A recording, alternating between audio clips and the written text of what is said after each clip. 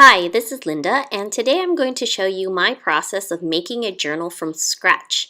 I've been making my own journals for years now, and here are just a few of them as an example. I think it's a really fun process to make your own journal because you can make them from all kinds of materials, and in the end, you're going to have something really original and special for yourself or even as a gift for someone else. So here's a tiny little A6 sized traveler's notebook that I made for myself. It's really great for quick journaling or on the go creative breaks, basically.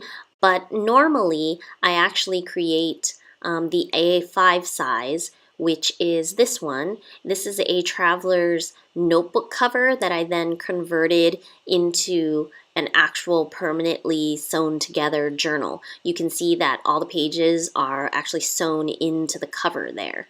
And it's a really easy process to do. I think that people get intimidated, but in terms of creating simple journals, it's actually quite easy. I also have journals that have more than one signature.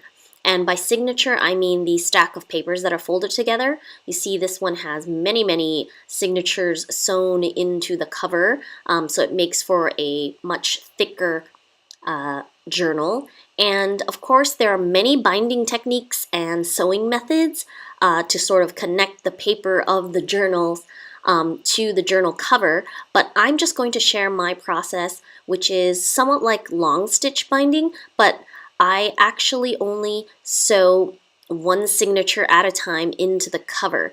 And it just makes for an easier process, and you will still have a very strong journal in the end. It will be flexible, and it's also easy to rebind if anything happens or you want to change anything. So just a really easy process to make a journal for yourself or as a gift.